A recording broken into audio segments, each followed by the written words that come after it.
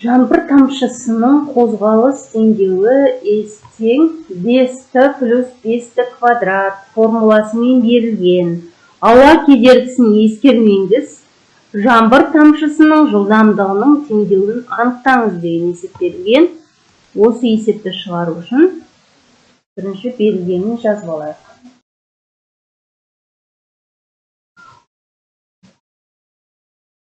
Теңдеуімізді бірінші жазып алайық.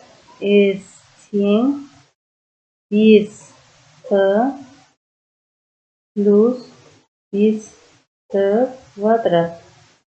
Енді бізге табу керек бұл есепті орын ауыстырудың қозғалыс теңдеуінен жылдамдық теңдеуінен табу қажет болады. Тең айнымалы қозғалыс кезіндегі орын ауыстырудың жалпы теңдеуі мынандай екенін сендер білесіңдер. S тең v0 t плюс at квадрат бөлінген 2.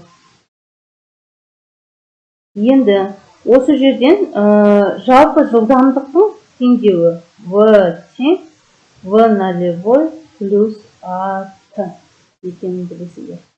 Енді есепте берілген 5t плюс 5t квадрат теңдеуінің жалпы формуламен салыстыратын боламыз. Мына жалпы формуламен салыстырамыз.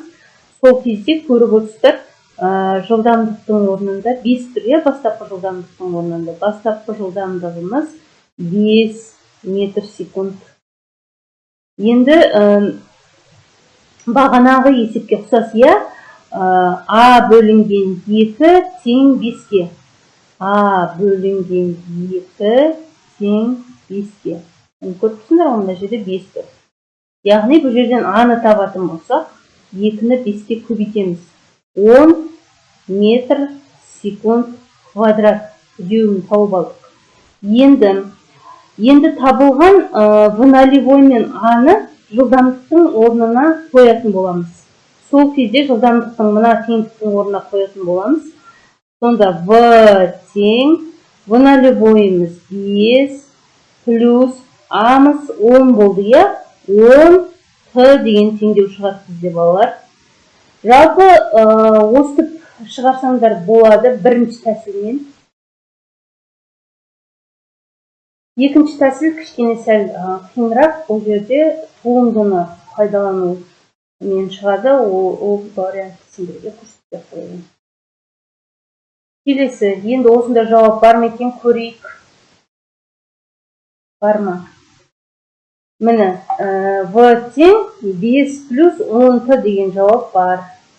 Балалар, бұл нұсқада 21-ші мен 22-ші есептер қайталанып кеткен. Бір-біріне ұқсайтын есеп. Енді 23-ші есепті талдайтын боламыз. Сіз бір шыны аяқта 100 градус Цельсийда қайнаған 10 мл шайды минус 5 градус Цельсий температурадағы 10 мл мұздатылған кофемен араластырдыңыз дейді. Мына жерде мұздың меншікті жылу сыйымдылығы, судың меншікті жылу сыйымдылығы және мұздың меншікті балқу жылу берілген. Қоспаның соңғы температурасын анықтаңыз дейді. Бұл есепті шығармастан бұрын міндетті түрде берілгенін жазып алуымыз керек. Есептің шартында 10 мл шай және 10 мл мұздатылған кофе берілген. Есептерді жеңілдету үшін олардың массаларын бірдей деп аламыз, яғни М1 тең, М2 тең, Мге яғни 0,1 килограмм деп аламыз.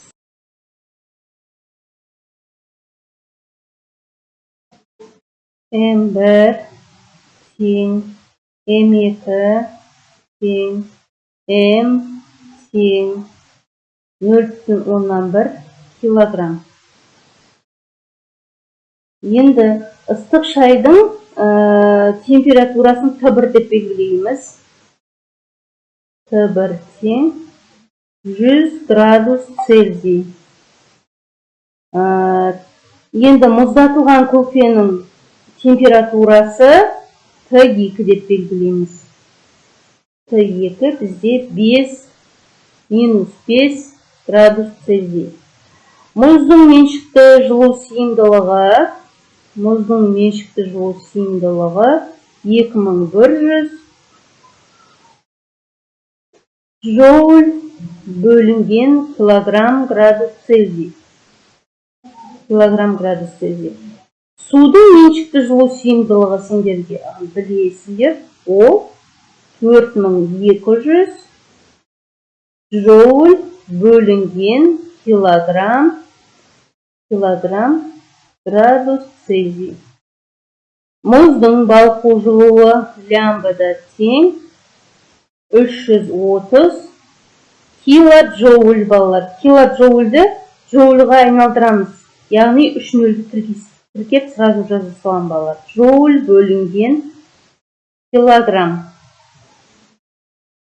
Одан кейін қоспаның соңғы температурасын табуымыз керек. Қоспаның соңғы температурасын TF деп белгілейміз балалар. Немесе кейбір әдебиеттерде F-тамен белгілейді, ал біз TF-пен белгілейік.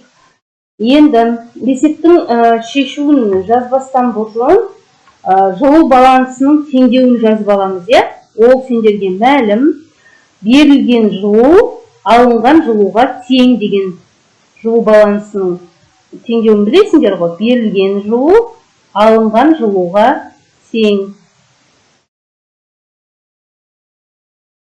Енді ыстық шайдың 100 градустан TF температураға дейін суығанда бөлетін жылуын анықтап аламыз бірінші. Ол берген жылу болып саналады. Ол жерде қатысады судың меншікті жылу сыйымдылығы, көбейтілген судың массасы және 100 азайтылған TF тең. Бұл жерде орындарына қойып шығайық. Суымыздыңкі 4200, 4200. Массамыз 0,1.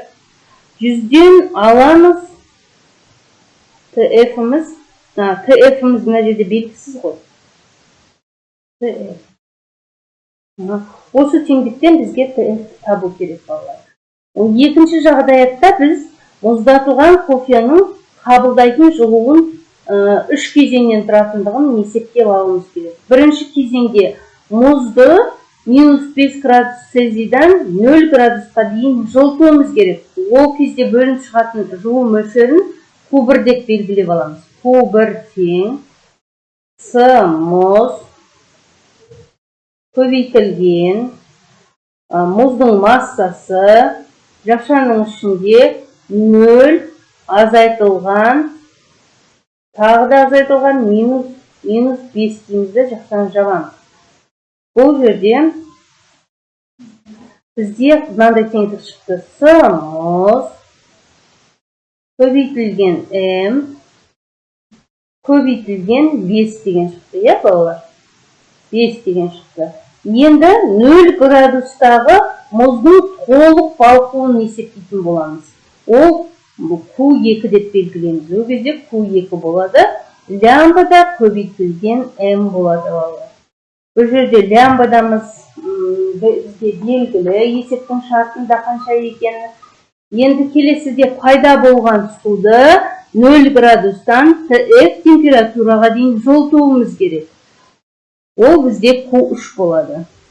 Q3, су, М, TF азайтылған 0 дейді. Осы жерден бәрін өз орындарына қойып шығамыз. Сонда бізде бұл жерде теңдікте С су көбейтілген М, TF-тен 0-ді алатын болсақ, TF-тің өзі шығады екен. Енді жалпы алынған жылуды есептеп шығаруымыз керек. Мына теңдіктердің бәрі алынған жылу болып есептелінеді. Міне Q1, Q2, Q3 осылардың бәрі алынған жылу болып саналады. Сондықтан Q алынған тең барлығын жазып шығамыз. Мына жерде мысалы С мұз көбейтілген М көбейтілген 5 қосылған лямбда М қосылған С су көбейтілген м көбейтілген tf деп жазып шығамыз. Мыналардың бәрін орын-орнына қоямыз. Яғни q алынған тең q1 қосылған q2 қосылған q3 деген формуланы пайдаланып тұрмыз балалар. Енді одан кейін бұл алынған жылуымыз болды. Енді теңдеуді екі жағынан да масса m бар болғандықтан қысқартып жіберуге болады дейді. Яғни осы жерде барлық жерде массалар тұр. Енді жылу балансының теңдеуі алынған жылу берген жылуға тең деп айттық қой. Енді сол екі теңдеуді бір-бірімен теңестіреміз. Су көбейтілген жақшаның ішінде 100 азайтылған tf. Балалар, мына жерде масса қайқа кетті деп ойламаңдар. Бұл жерде массалар бір-бірімен қысқарып кетті.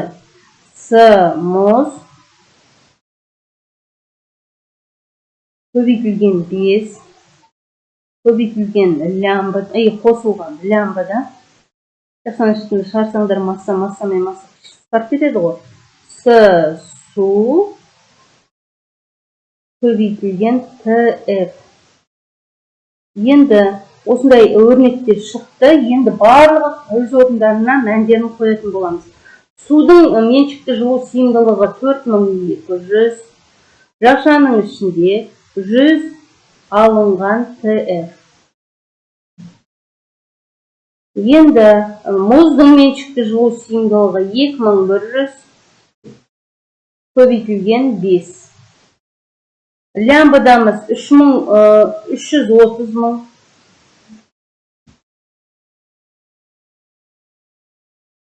Суымыз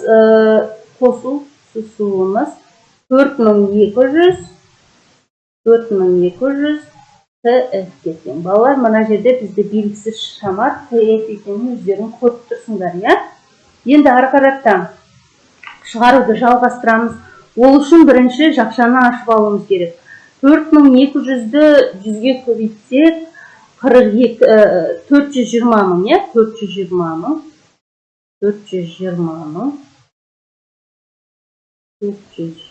мың. Азайтылған 4200 tf.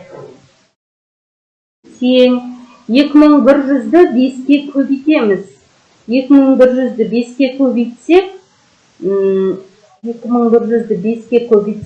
10500 болады балалар. 10500 плюс 330 мың өзі дұрыс сол қалпында жазылады. Және қосылған 4200 tf. Енді белгісіз шамаларды бір шетке жинақтаймыз.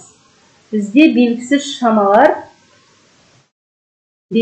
шамаларды бір шетке, белгілі шамаларды бір шетке жинақтаймыз.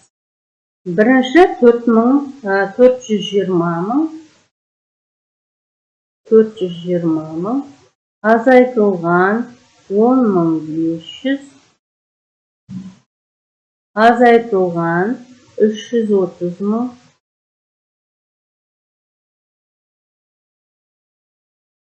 тең 4200